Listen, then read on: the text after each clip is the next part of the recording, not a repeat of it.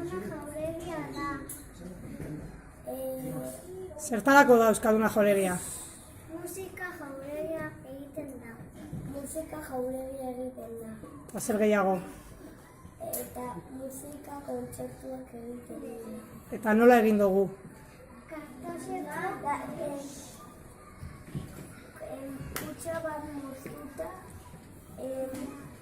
kartelina berdearekin, galguekin, plastilina beltzarekin, kutsekin, papel boleton